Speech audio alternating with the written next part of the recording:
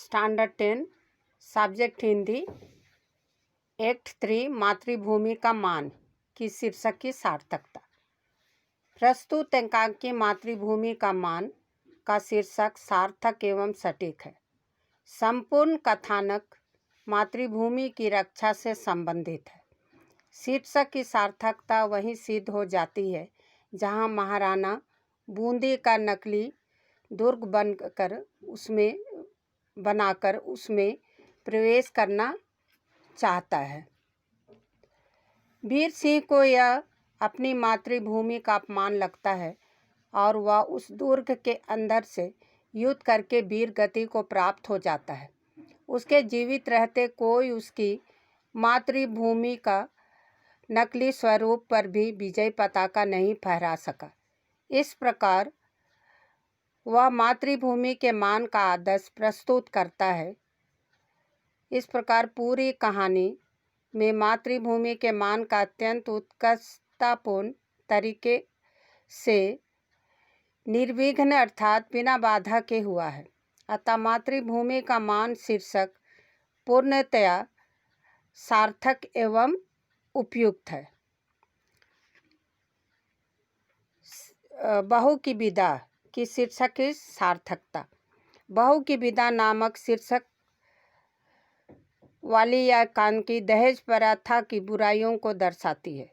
इसकी पृष्ठभूमि सामाजिक एवं पारिवारिक है। यह एकांकी दहेज लोभियों को सबक सिखाती है।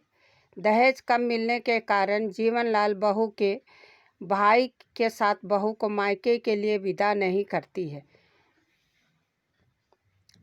जीवनलाल की पत्नी तो चाहती थी कि कमला की विदाई हो जाए, पर जीवन के लाल के आगे उसकी एक नहीं चलती।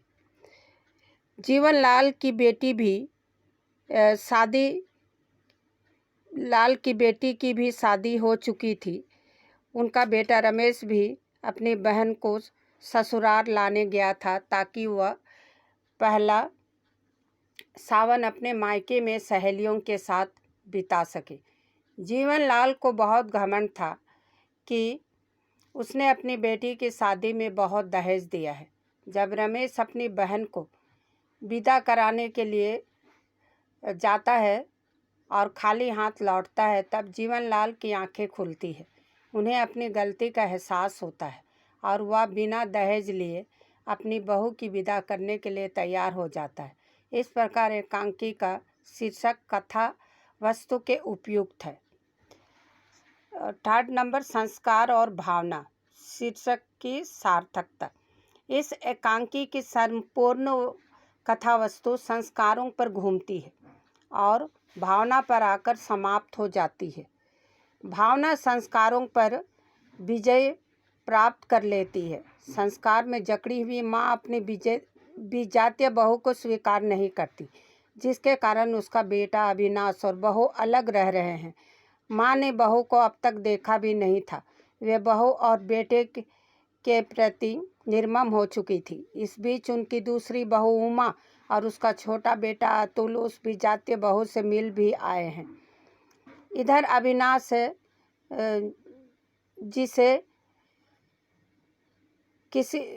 जिसे हैजा हो गया है, हैजे से किसी तरह बच जाता है, पर उसकी बहू बीमार होकर मरनासन हो जाती है। माँ जानती है कि यदि बहू को कुछ हो गया तो उसका बेटा अविनाश भी नहीं बचेगा। उसके मन में बेटे के प्रति ममता और स्नेह की भावना जाग उठती है। वे बहू को अपनाने के लिए तैयार हो जाती हैं। इस प्रकार यह शीर्षक पूर्णतया सार्थक एवं उपयुक्त है। Thank you children. इन शीर्षक के सार्थकता को आप अपने कॉपी पर लिख लीजिए।